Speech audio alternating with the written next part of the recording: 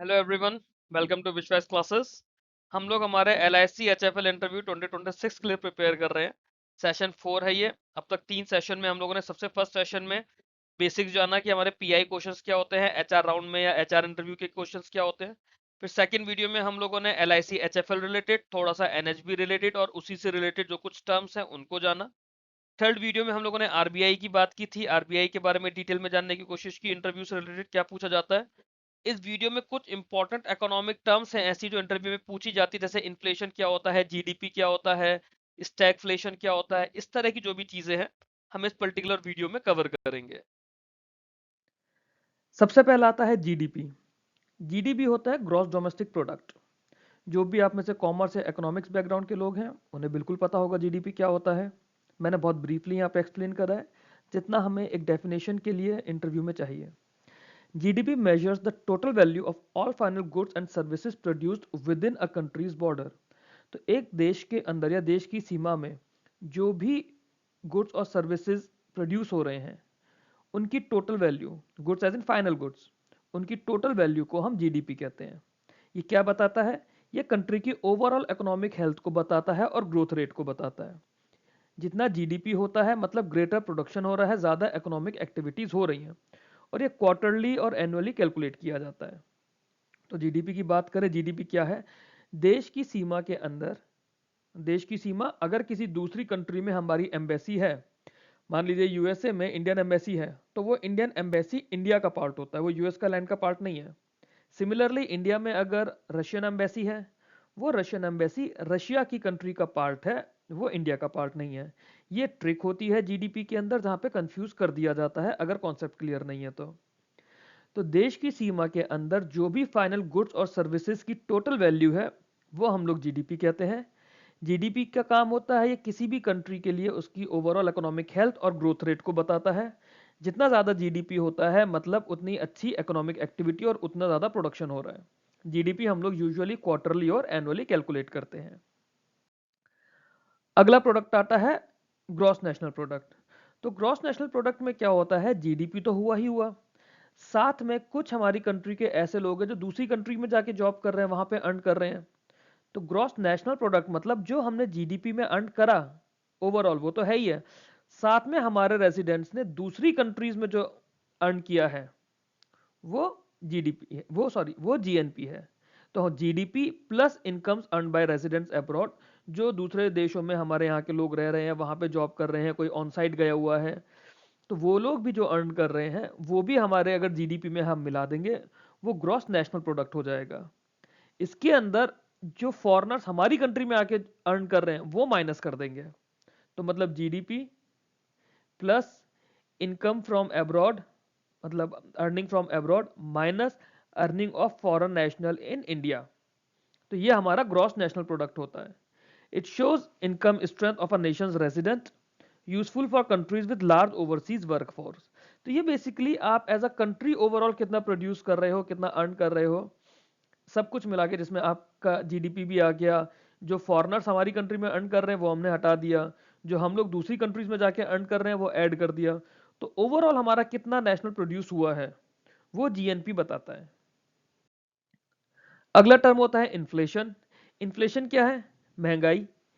Sustained increase in the general price level of goods and services. Goods and services की general price level में जो increase होता है, जो उनकी कॉस्टिंग बढ़ती जाती है, वो इन्फ्लेशन होता है।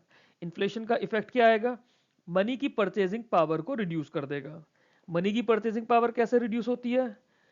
मान लीजिए आप 40 रुपए किलो चीनी ले रहे हैं, ओके, तो अभी आपकी 40 रुपए की वैल्यू कितनी हो गई? 1 किलो चीनी। अब शुगर का रेट मान लीजिए बढ़ जाता है, 44 रुपीज हो गया, 10% शुगर का रेट बढ़ गया तो अब क्या 40 रुपए जो आपका मनी का क्वांटम था, क्या वो 1 किलो चीनी के बराबर हुआ? नहीं हुआ। तो इस तरह से मनी की परचेसिंग पावर रिड्यूस हो गई। आरबीआई इन्फ्लेशन को कंट्रोल करता है through monetary policies, through monetary policies. और एक इशू है कि थोड़ा सा इन्फ्लेशन हमें चाहिए होता है फॉर इकोनॉमिक ग्रोथ। जैसे आप में से जो भी साइंस बैकग्राउंड के बच्चे हैं, आप लोगों ने एक स्टेटमेंट पढ़ा होगा, friction is a necessary evil. Same way inflation is a necessary evil, inflation हमें चाहिए भी, बट हम इन्फ्लेशन बहुत ज्यादा भी नहीं रख सकते, बहुत ज्यादा रखेंगे तो जो पुअर क्लास है, मिडिल क्लास है, उन्हें दिक्कतें आने लगेंगी, और अगर इन्फ्लेशन ही नहीं होगा तो इकोनॉमिक ग्रोथ भी नहीं हो पाएगी। तो इन्फ्लेशन या महंगाई का हमारा मतलब होता है जो जनरल प्राइस लेवल है गुड्स एंड सर्विसेज का, उसकी कॉस्टिंग बढ़ता जाना, उनकी कॉस्टिंग बढ़ेगी, जो परचेसिंग पावर है मनी की वो कम होगी। आरबीआई मॉनेटरी पॉलिसी के थ्रू इन्फ्लेशन को कंट्रोल करता है, ये हमने आरबीआई के इंटरव्यू वीडियो में भी और आरबीआई के स्टैटिक वीडियो में भी इस चीज को हमने डीपली पढ़ा है। और मॉडरेट इन्फ्लेशन हमें चाहिए होता है। क्वेश्चन ये है, आप लोग कमेंट में मेरे को बताइए कि हमारा आरबीआई का इन्फ्लेशन के लिए पॉलिसी स्टांस क्या है। हमें स्टांस नहीं बोलेंगे, पॉलिसी मैंडेट क्या है मॉनेटरी पॉलिसी कमेटी का, ये आप मुझे कमेंट्स में बताइए।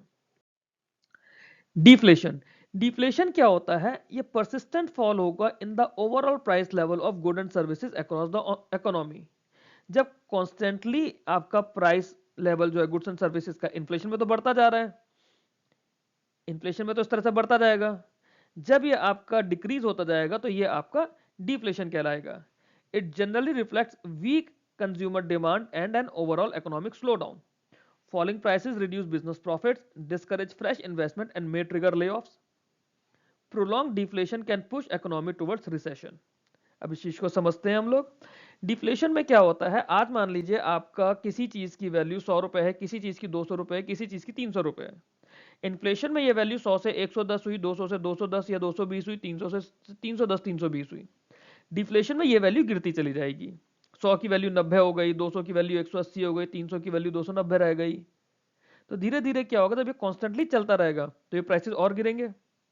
अब जो बिजनेस ओनर्स हैं या शॉपकीपर्स हैं, वो लोग क्या करेंगे, उन्होंने तो पहले इसमें पैसा ज्यादा लगा रखा होगा, उन्हें ज्यादा कॉस्ट पे पड़ा होगा, अब इसकी कॉस्टिंग गिर रही है, तो वो अपने एम्प्लॉयज को कैसे पे करेंगे अगर उनका प्रॉफिट ही नहीं आएगा। तो फॉलिंग प्राइसेस से बिजनेस प्रॉफिट कम होंगे, फ्रेश इन्वेस्टमेंट जो कोई करता वो नहीं होगा, जो हम लोग मार्केट में इन्वेस्टमेंट की बात करते हैं।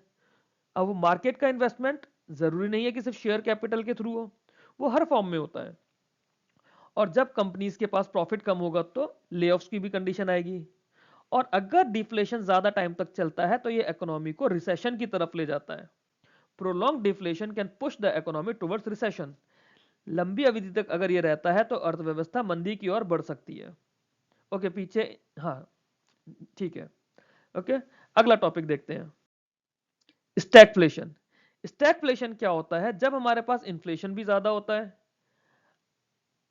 हाई अनएम्प्लॉयमेंट भी होता है, मतलब महंगाई भी बढ़ रही है और नौकरियां भी नहीं है, और स्टैग्नेंट या फिर स्लो इकोनॉमिक ग्रोथ है। तो stagflation is a combination where there is high inflation, high unemployment and stagnant और slow economic growth in the economy. Usually ये एक अनयूजुअल सिचुएशन होती है क्योंकि इन्फ्लेशन और अनएम्प्लॉयमेंट यूजुअली अपोजिट डायरेक्शन में चलते हैं। कैसे? अब ये इंटरव्यू में जनरल एक क्वेश्चन बन सकता है, अगर आपसे इस तरह का पूछा गया तो वो आपसे पूछेंगे कि इन्फ्लेशन और अनएम्प्लॉयमेंट जनरली कैसे होते हैं। दोनों अपोजिट डायरेक्शन में होते हैं। इन्फ्लेशन कब होगा? जब लोग ज्यादा चीजें खरीदेंगे, एक जनरल वे में। टाइप्स ऑफ इन्फ्लेशन में हम लोग नहीं जा रहे हैं, बट एक जनरलाइज वे में इन्फ्लेशन तब होगा, मार्केट की डिमांड सप्लाई क्या है, जब आपके पास डिमांड ज्यादा है, सप्लाई कम है। डिमांड कब ज्यादा होगी? जब लोगों के पास खरीदने के लिए पैसा होगा। लोगों के पास खरीदने के लिए पैसा कब होगा? जब उनके पास कोई काम धंधा होगा, कोई जॉब होगी, कोई बिजनेस कर रहे होंगे। अगर ऐसा नहीं कर रहे हैं तो उनके पास पैसा नहीं है, पैसा नहीं है तो मार्केट में डिमांड कम होगी, डिमांड कम होगी तो प्राइस राइज नहीं होगा। यही एक बेसिक कॉन्सेप्ट है। तो आमतौर पे अनएम्प्लॉयमेंट और इन्फ्लेशन अपोजिट चलते हैं, बट स्टैगफ्लेशन एक ऐसा प्रोसेस है या ऐसी एक कंडीशन आ जाती है इकोनॉमी की जहां पर दोनों बढ़ते हैं। Managing stagflation is difficult since controlling inflation में worsen unemployment and controlling unemployment में वर्सन इन्फ्लेशन। स्टैगफ्लेशन को कंट्रोल करना भी इसीलिए मुश्किल होता है। अगर आप इन्फ्लेशन कंट्रोल कर रहे हैं तो मतलब आप मार्केट से पैसा खींच रहे हैं, मार्केट से पैसा खींचेंगे तो लोगों को नौकरियां नहीं मिलेंगी। इन्फ्लेशन कंट्रोल करने में नौकरियां जा रही हैं, अनएम्प्लॉयमेंट बढ़ रहा है। और अगर आप लोगों को जॉब्स प्रोवाइड कर रहे हैं तो फिर मार्केट में पैसा ज्यादा आने लग जाएगा, तो इन्फ्लेशन भागेगा। तो पॉलिसी मेकर्स इसको एक बहुत चैलेंजिंग और सीवियर इकोनॉमिक कंडीशन बोलते हैं। किसको? स्टैगफ्लेशन को। क्योंकि प्रॉब्लम इसमें यह है कि इन्फ्लेशन और अनएम्प्लॉयमेंट दोनों ही बढ़ने लगते हैं, और किसी एक को कंट्रोल करने से दूसरा ऑटोमेटिकली बढ़ने लग जाता है। तो ये था स्टैगफ्लेशन। अगली टर्म आती है रिसेशन। रिसेशन बहुत कॉमन टर्म है, आप लोगों ने सुना भी होगा, कई बार होता है कि मार्केट में रिसेशन आया हुआ है, जैसे 2007-8 में आया था, कोविड के टाइम पर आया था। रिसेशन एक सिग्निफिकेंट ब्रॉड बेस्ड डिक्लाइन है इकोनॉमिक एक्टिविटीज का across multiple sectors. Economic activity multiple sectors में, सिर्फ एक पर्टिकुलर सेक्टर में नहीं, मल्टीपल सेक्टर में डिक्लाइन होने लगती है। डेफिनेशन की बात करें तो जब दो consecutive quarters negative GDP growth के होते हैं उसे हम लोग रिसेशन बोलते हैं। रिसेशन में क्या होगा? जॉब लॉसेस, ये तो एक जनरल टर्म है, हम लोग प्राइवेट सेक्टर इंडस्ट्री के लिए ऐसा सुनते हैं कि रिसेशन आ जाता है, जॉब्स चली जाती हैं। रिड्यूस्ड कंज्यूमर स्पेंडिंग, जब लोगों पे पैसा ही नहीं होगा, जॉब्स चली जाएंगी तो कंज्यूमर स्पेंड भी नहीं कर पाएंगे। फॉलिंग डिमांड, जब स्पेंड नहीं करेंगे तो डिमांड गिरेगी, डिमांड गिरेगी तो लोअर इन्वेस्टमेंट आएगा। तो इसके अंदर क्या होगा? इसके अंदर इकोनॉमी और ज्यादा गिरती चली जाएगी। Government typically use fiscal stimulus and central bank use monetary easing to revive the economy. Recession के केस में गवर्नमेंट और सेंट्रल बैंक का बहुत इंपॉर्टेंट हाल होता है, सॉरी इंपॉर्टेंट रोल होता है। और ये सेंट्रल बैंक का मतलब सेंट्रल बैंक ऑफ इंडिया नहीं है, रिजर्व बैंक ऑफ इंडिया है इंडिया के केस में, जो हमारी मॉनेटरी रेगुलेटरी अथॉरिटी है। Reserve bank is the central bank for a nation, हमारे नेशन के लिए। यूएस में जैसे फेडरल रिजर्व है, अलग अलग कंट्रीज के सेंट्रल बैंक का अलग अलग नाम है, इंडिया के सेंट्रल बैंक का नाम है रिजर्व बैंक ऑफ इंडिया। तो मंदी या फिर रिसेशन तब होता है जब लगातार दो क्वार्टर्स में नेगेटिव जीडीपी ग्रोथ होती है। इसके अंदर इकोनॉमिक एक्टिविटीज मल्टीपल सेक्टर्स में स्लो डाउन हो जाती हैं। इसके अंदर जॉब लॉसेस होते हैं, कंज्यूमर स्पेंडिंग कम हो जाती है, डिमांड कम होती है, इन्वेस्टमेंट्स कम होते हैं। और अगर रिसेशन का टाइम आता है तो गवर्नमेंट अलग अलग तरह से फिस्कल स्टिमुलस देती है और सेंट्रल बैंक मॉनेटरी ईजिंग देता है। रिसेंट एग्जाम्पल था इसका, जैसे कोविड में गवर्नमेंट ने और आरबीआई ने एक ऑप्शन दिया था 6 महीने के लोन मोरेटोरियम का।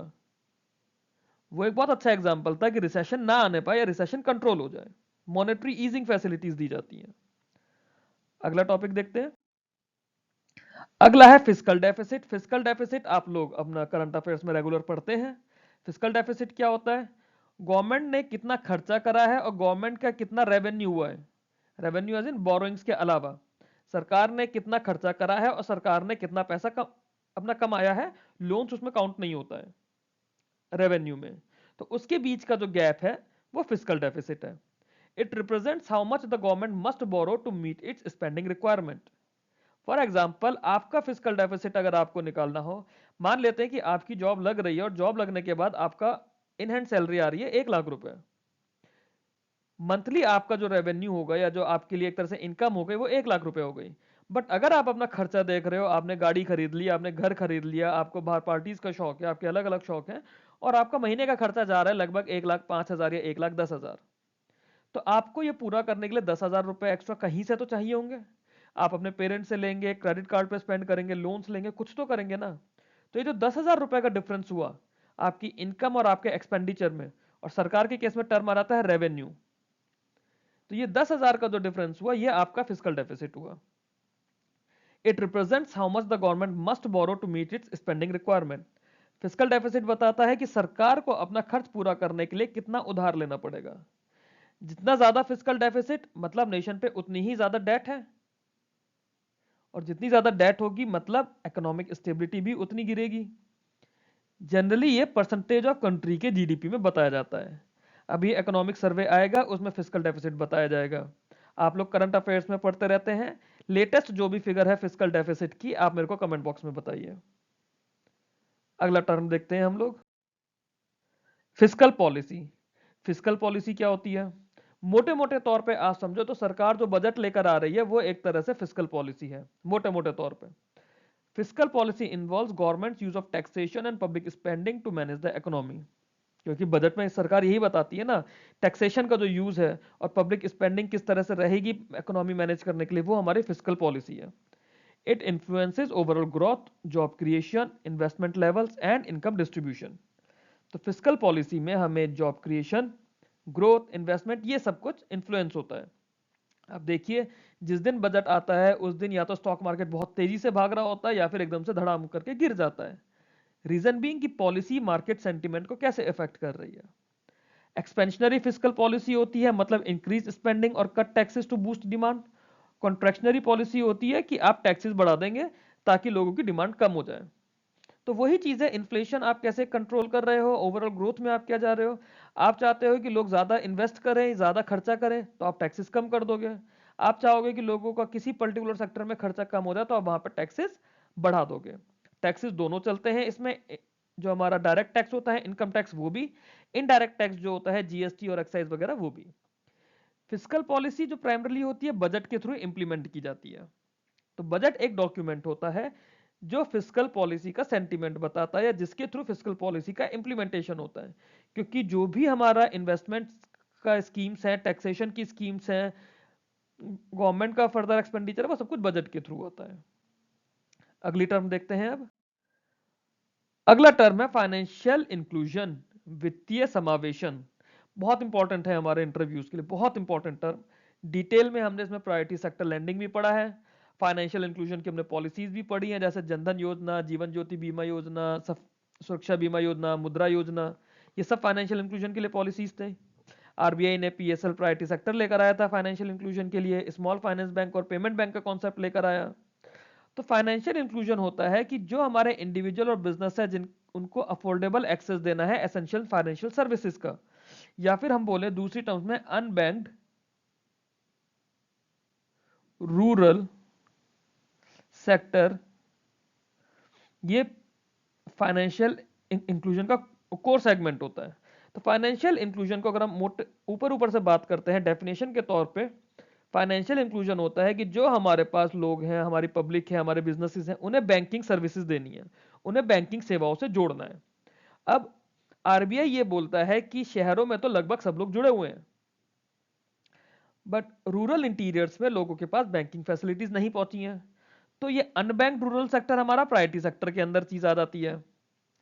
गवर्नमेंट के बिहाफ पे बात करें कि लोगों को अलग अलग तरह के फाइनेंशियल प्रोडक्ट से, फाइनेंशियल सर्विसेज से जोड़ना है, वो हमारा फाइनेंशियल इंक्लूजन हो गया। कैसे जोड़ेंगे हम, क्या क्या फाइनेंशियल सर्विसेज देते हैं। बैंकों में अकाउंट खोलना है, इंश्योरेंस है, लोन देना है, यही चीजें हैं लोगों को बैंकिंग से जोड़ने के लिए, फाइनेंशियल सिस्टम से जोड़ने के लिए। स्टॉक मार्केट तो अलग चीज हो गई कि कैपिटल मार्केट में इन्वेस्टमेंट हो रहा है, वो तो रिस्की बिजनेस ज्यादा है लोगों के लिए। बट वैसे जिन लोगों के पास सर्विसेज ही नहीं है, उन लोग अवेयर ही नहीं है फाइनेंशियल प्रोडक्ट यूज करने के लिए, उनके लिए ये स्कीम सरकार लेकर आई।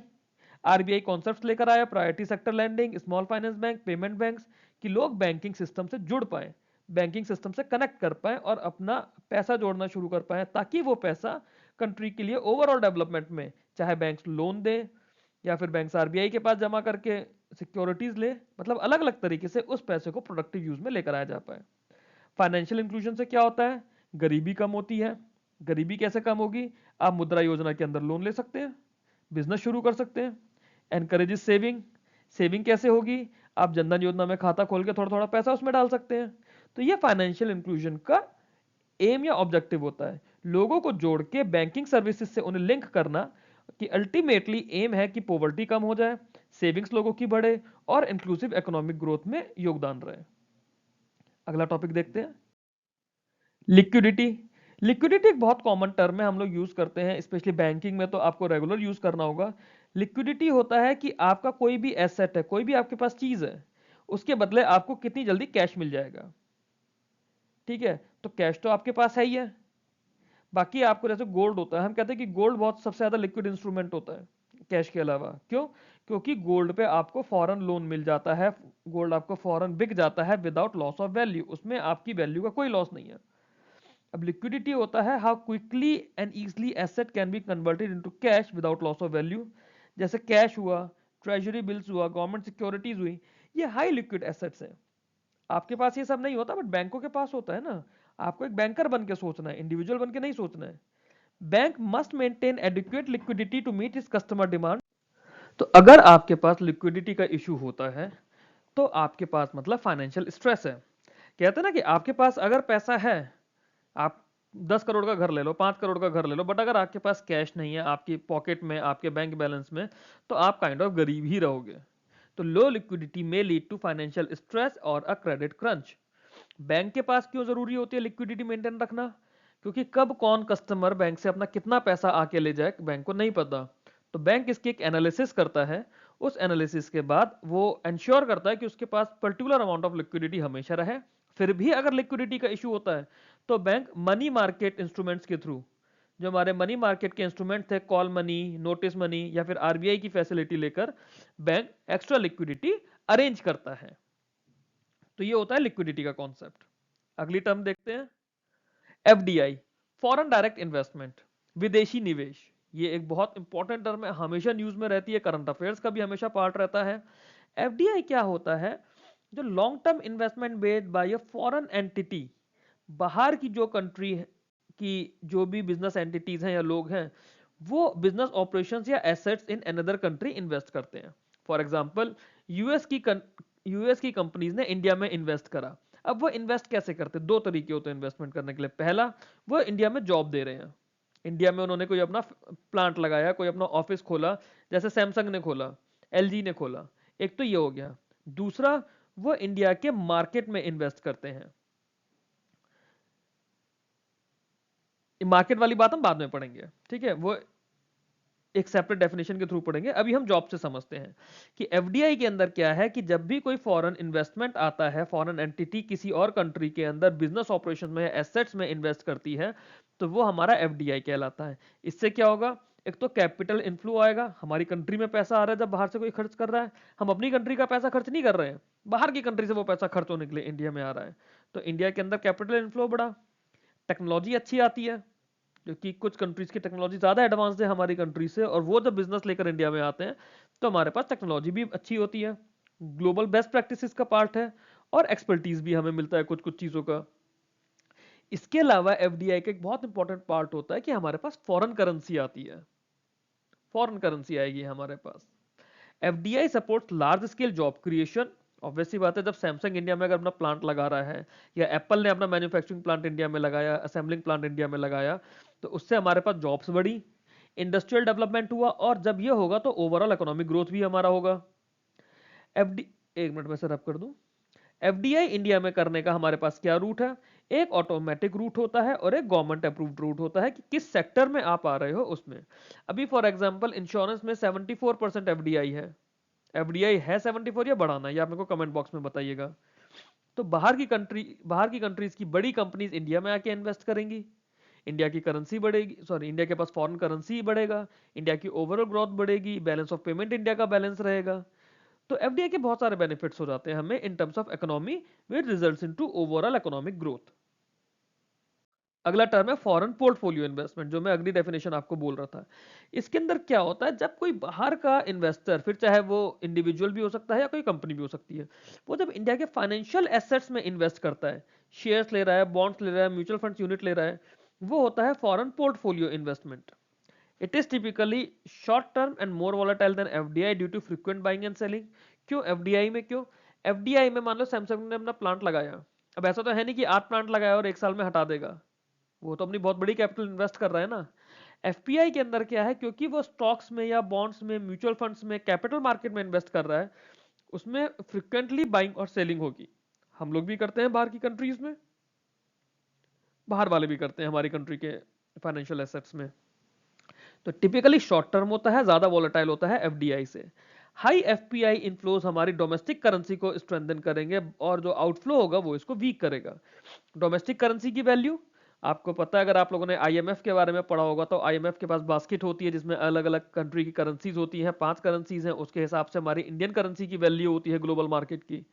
अगर हमारे पास डॉलर्स का, क्योंकि डॉलर्स उसका मेजोरिटी पार्ट है, अगर डॉलर्स हमारे पास ज्यादा होंगे तो हमारी कंट्री की करेंसी की वैल्यू ज्यादा होगी, और अगर डॉलर्स हमारे पास कम होंगे तो वैल्यू वीक होगी।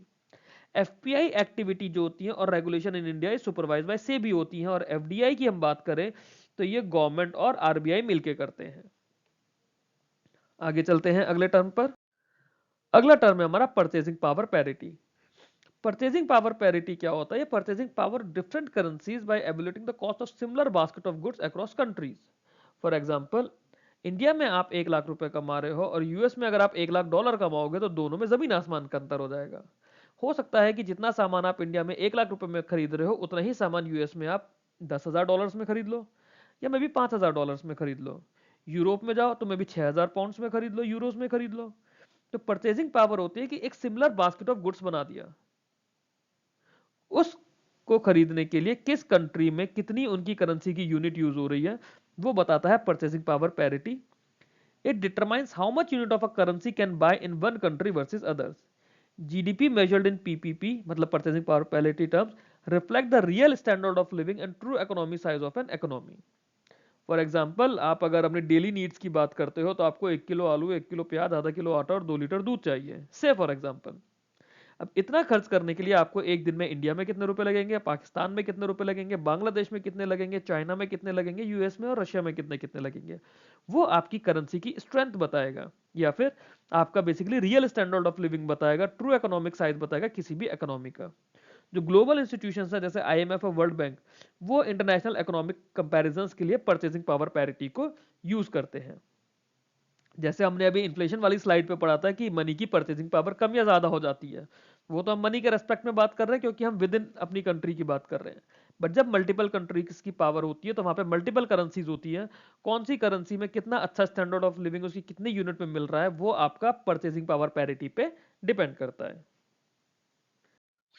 अगला टर्म है हमारा होलसेल प्राइस इंडेक्स। दो प्राइस इंडेक्स होते हैं हमारे, एक सीपीआई और एक डब्ल्यूपीआई। डब्ल्यूपीआई आता है होलसेल और सीपीआई होता है कॉस्ट प्राइस। सीपीआई अगली स्लाइड में देखते हैं।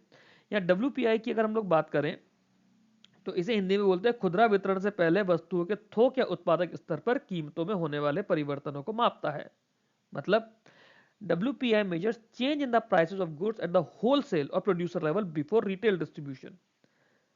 आप जब किसी शॉप से जाके सामान खरीद रहे हैं तो आप रिटेल में खरीद रहे हैं, वो शॉप जिस डिस्ट्रीब्यूटर से लेकर आ रहा है वो होलसेल में बेच रहा है। तो होलसेल प्राइस आपके कम होते हैं क्योंकि बीच में डीलरशिप्स और बीच का जो मीडिएटर्स होते हैं वो कम होते चले जाते हैं। तो होलसेल लेवल पर या प्रोड्यूसर लेवल पर जो change in price of goods आएगा वो हमारा होलसेल प्राइस इंडेक्स मेजर करता है। It tracks price movements of major commodities traded in bulk such as fuel, metals and manufactured goods. The index is released monthly by the Office of Economic Advisor, Ministry of Commerce and Industry में आते हैं। WPI is primarily used to analyze inflationary trends in the manufacturing and industrial sector। तो ये बहुत important चीज है कि WPI किन क्वांटिटीज को देखता है, जो मेजर कमोडिटीज में ट्रेड होती हैं उन्हें, जैसे बल्क में फ्यूल, मेटल, मैन्युफैक्चर्ड गुड्स, ये WPI ट्रैक करता है। और एक्चुअली में किसे करता है, ये मैन्युफैक्चरिंग और इंडस्ट्रियल सेक्टर को। जब हम रिटेल में जाएंगे तो हम कॉस्ट प्राइस इंडेक्स पे बात करेंगे। WPI पब्लिश कौन करता है, office of economic adviser under ministry of commerce and industries. आगे देखते हैं कंज्यूमर प्राइस इंडेक्स, सॉरी मैं कॉस्ट प्राइस कह रहा था, it is actually consumer price index.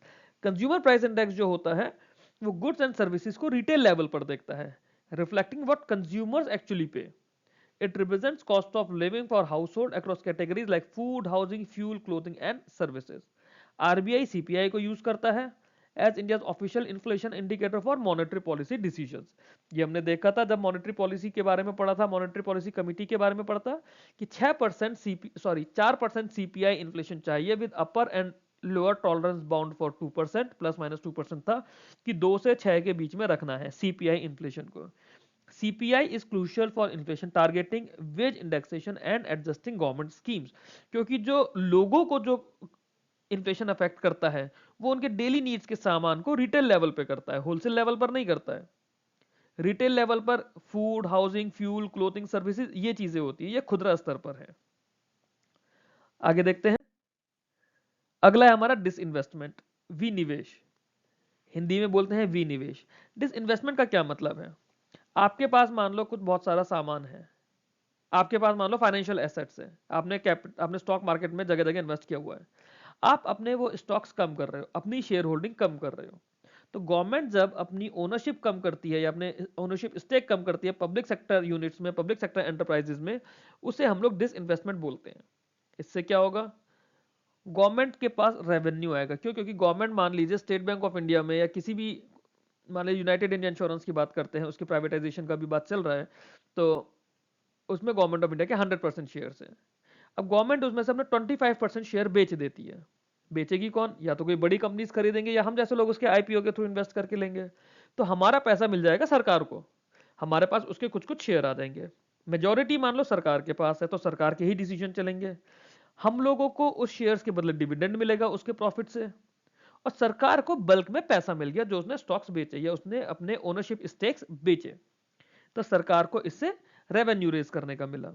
और इससे होगा क्या, जब सरकार के अलावा इसमें कुछ बड़े प्लेयर्स भी आ जाते हैं, कुछ एफडीआई भी आ जाता है, कुछ अच्छी प्राइवेट कंपनीज भी आ जाती हैं, तो उसमें ऑपरेशनल एफिशिएंसी बढ़ती है, क्यों टेक्नोलॉजी अपग्रेडेशन भी होगा, ऑपरेशनल एफिशिएंसी बढ़ती है, पीएसयू में खर्च करने के लिए पैसा आ जाता है। Strategic disinvestment involve selling a major stake along the transfer of management control. कई बार क्या होता है, मैनेजमेंट का कंट्रोल भी ट्रांसफर कर दिया जाता है। Common methods include IPO, offer for sale and strategic sales. ये अलग अलग चीजें हैं कि डिसइन्वेस्टमेंट कैसे करते हैं, आईपीओ के थ्रू, ऑफर फॉर सेल के थ्रू और स्ट्रेटेजिक सेल्स के थ्रू। ये था हमारा डिसइन्वेस्टमेंट। अगला टॉपिक है डेप्रिसिएशन ऑफ करेंसी। ये करंटली न्यूज का बहुत इंपॉर्टेंट पार्ट है, क्योंकि rupee hit all time low for dollars. तो करेंसी डेप्रिसिएशन होता है fall in the value of currency related to other currencies. India के लिए हम यूजुअली डॉलर के रेस्पेक्ट में देखते हैं, क्योंकि डॉलर के ही रेस्पेक्ट में हमारी करेंसी की वैल्यू हम लोग देखते रहे हमेशा, वही हमारी मेजर ग्लोबल करेंसी है। Currency depreciation is a fall in the value of a currency relative to other currencies. It generally occurs due to high imports, inflation, capital outflow, or weak economic indicators. Depreciation makes a country exports cheaper and imports costlier. वही जैसे आपका inflation with in a country level है, depreciation का effect आपको global level पर मिलता है। For example, आपको बाहर से कुछ सामान मंगवाना है। मान लेते हैं आप बाहर से कपड़े मंगवा रहे हैं या शूज मंगवा रहे हैं। अभी आप 1 लाख रुपए में 20 पेयर ऑफ शूज मंगवा रहे हैं।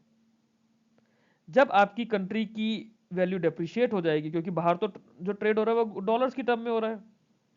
अभी 80 रुपए का 1 डॉलर था, आपने 1 लाख रुपए में 20 जोड़ी शूज मंगवा लिया, डॉलर की वैल्यू बढ़ गई।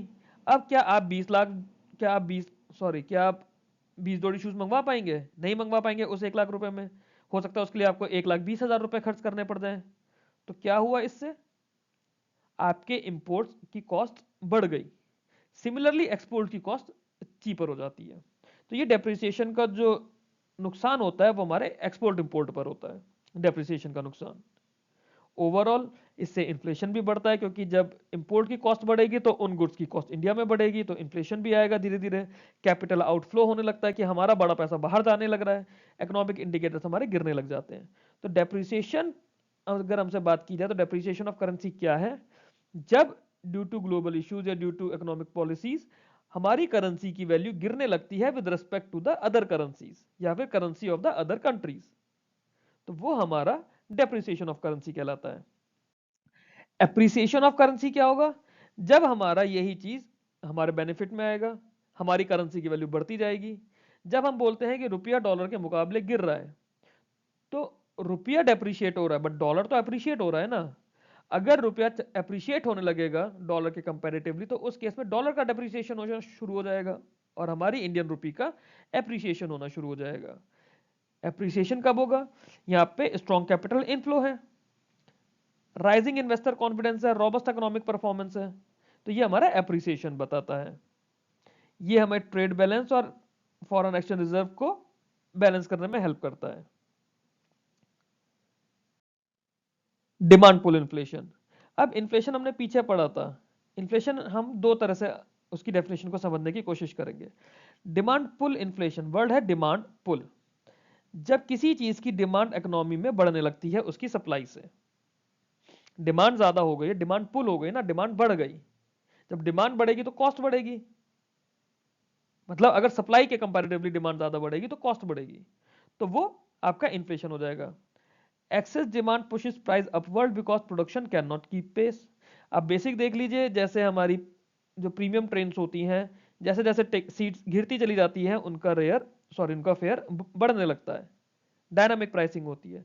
जैसे एरोप्लेन्स में होता है, आप 4 महीने पहले अपनी फ्लाइट कराएंगे तो उसका रेट कम होगा, 10 दिन पहले कराएंगे क्योंकि सीट्स आपकी भर रही होंगी, लगातार बढ़ती जा रही होंगी, तो उसका फेयर ज्यादा होगा, क्योंकि डिमांड आपकी सप्लाई से ज्यादा है। It is common during periods of rapid growth, rising income or high consumer spendings. Governments and central bank address it through monetary tightening such as raising interest rate. तो demand पुल को करने के लिए हम क्या करते हैं? इंटरेस्ट रेट बढ़ा देते हैं कि लोगों की जो स्पेंडिंग कैपेसिटी है वो हम कम करें। ये एक एक दो दो लेवल के लोगों पर नहीं होता, बट बड़े लेवल पर होता है जहां पे लोन्स वगैरह ज्यादा चलते हैं। अगला आता है cost push inflation. Cost push inflation में क्या होता है? अगर हमारी किसी चीज की लागत ही बढ़ जाएगी, प्रोडक्शन कॉस्ट बढ़ जाएगी, जैसे एम्प्लॉयज़ की हायर सैलरी है, फ्यूल के प्राइसेस बढ़ गए, रॉ मटेरियल कॉस्ट की कॉस्ट बढ़ गई, जीएसटी बढ़ गया। तो इसमें क्या होगा, किसी चीज़ का प्रोडक्शन की ही कॉस्ट अगर बढ़ जाएगी तो ऑब्वियस सी बात है मार्केट में उसकी कॉस्ट ज़्यादा रहेगी। तो प्रोड्यूसर्स क्या करते हैं, ये जो इंक्रीज कॉस्ट है ये कंज्यूमर्स के पास से ली जाती है in the form of higher prices. It reduces purchasing power and may slow down overall economic activity. फिर इसमें सप्लाई साइड रिफॉर्म किए जाते हैं, जैसे सब्सिडीज दी जाएंगी, बेटर लॉजिस्टिक्स दी जाएंगी। इसकी हेल्प से जो कॉस्ट पुश इन्फ्लेशन का प्रेशर है वो कम किया जा सकता है।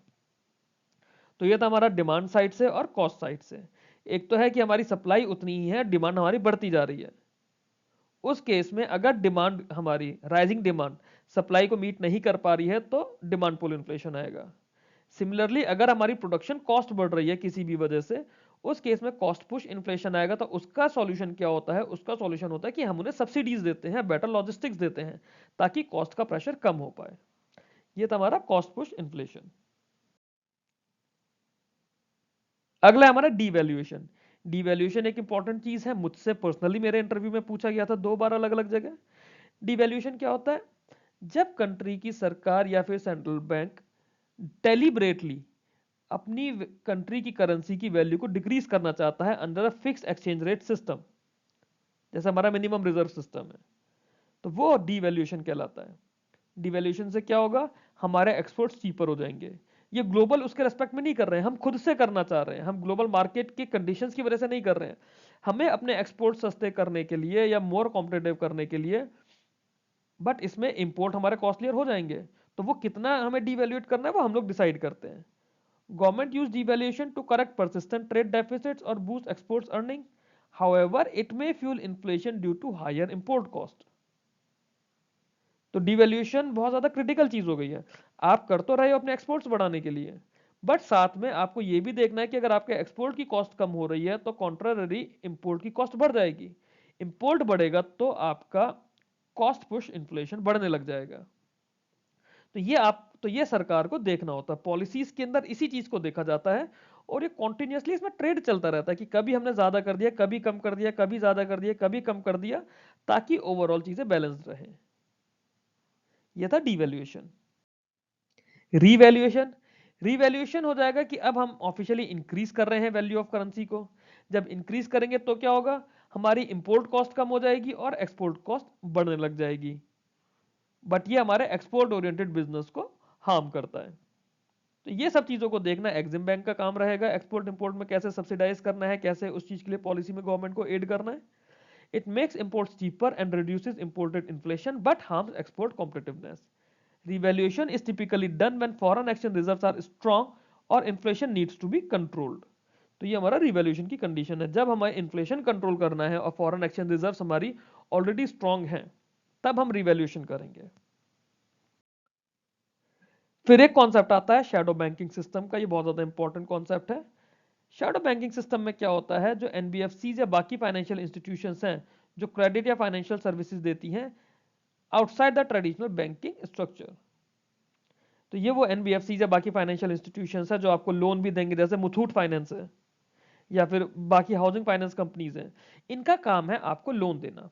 रेगुलर बैंक नहीं है ये, बट बैंकिंग से मिलती जुलती एक्टिविटीज कर रहे हैं। मिलती जुलती एक्टिविटी ही लोन देना है, या तो पैसे लेंगे या लोन देंगे, यही बैंकिंग की प्राइमरी एक्टिविटीज है। पैसा हर कोई नहीं ले सकता। पैसा लेने के लिए डिपॉजिट टेकिंग एनबीएफसीज अलग होती हैं, उन्हें आरबीआई के बहुत स्ट्रिक्ट नॉर्म्स में रहना होता है। बाकी एनबीएफसीज या लोन देने वाली कंपनीज वो अपना पैसा अपनी कैपिटल लेकर आएंगी, चाहे बोरोइंग करे या कहीं से लेकर आए, और उस पैसे को देंगी। पब्लिक का पैसा नहीं देंगी आपको, पब्लिक से पैसा लेकर। These entities are less regulated than banks but perform similar function by lending, investment and asset management. Shadow banking expands credit availability but also increases systematic and liquidity risk due to lighter regulation. Regulators monitor this sector to prevent financial instability and ensure market discipline. तो RBI में आप लोग क्या देखेंगे, अगर आप में से कोई आरबीआई में जाके जॉब करेगा, आरबीआई में स्पेसिफिक डिपार्टमेंट होता है जो एनबीएफसी को मॉनिटर करता है, उन्हें सुपरवाइज करता है। वो लोग देखते हैं कि ये एनबीएफसी रूल्स के अकॉर्डिंगली काम कर रही है या नहीं कर रही है। क्यों, मान लेते हैं कोई एक एनबीएफसी है एक्सवाईजी कंपनी लिमिटेड, ये लोगों को लोन दे रही है। इसने 3-4 बैंकों से मिलकर 500 करोड़ रुपए का लोन लिया। अब ये वो 500 करोड़ रुपए अपने बोरोवर्स को देगी। अगर मान लीजिए इसने रूल्स के अकॉर्डिंगली काम नहीं करा और गलत तरीके से लोन बांट दिया, तो ये 500 करोड़ रुपए तो डूब गए कंपनी के। अगर उस कंपनी के ये 500 करोड़ रुपए डूबे हैं, तो ये उन बैंकों के भी 500 करोड़ रुपए डूबे होंगे। तो शैडो बैंकिंग में ये जरूर देखना होता है कि फाइनेंशियल इंस्टेबिलिटी ना रहे और मार्केट डिसिप्लिन मेंटेन रहे। ये काम रेगुलेटर्स देखते हैं। रेगुलेटर हमारा कौन है? आरबीआई। और अगर कोई इटसेल्फ कंपनी रजिस्टर्ड है, तो वो हमने बोला था कि कंपनीज एक्ट के अंदर रजिस्टर्ड होगी।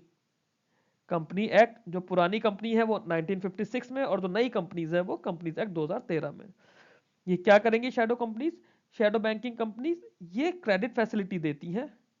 इसके अलावा इन्वेस्टमेंट का काम करती हैं। इन्वेस्टमेंट कहाँ करेंगी? गवर्नमेंट सिक्योरिटीज में करेंगी, या फिर कैपिटल मार्केट में करेंगी, अलग अलग तरीके से। और एसेट मैनेजमेंट करती हैं। तो ये था हमारा शैडो बैंकिंग कंपनीज का। तो ये हमने इसमें अराउंड यहाँ हमारे 40 क्वेश्चंस का पार्ट कंप्लीट होता है। 4 वीडियो में मैंने आपको कराने की कोशिश की है।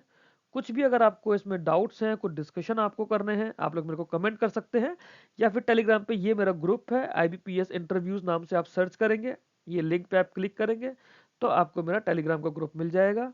यहाँ पे हम लोगों ने रिसेंटली IBPS के इंटरव्यूज डिस्कस करे थे, ऑडियो मैसेजेस और वॉइस चैट के थ्रू। NISCL की जब डेट्स आ जाएंगी इंटरव्यू की, तब 3 से 4 दिन हम लोग NISCL के लिए भी मॉक सेशंस करेंगे, सो दैट आपका इंटरव्यू का हेजिटेशन खत्म हो पाए। Till then, thanks for watching this video. कोई भी आपको डाउट हो, आप मेरे को कमेंट करिए या फिर आप टेलीग्राम पे मुझे पिंग करिए। Thank you very much.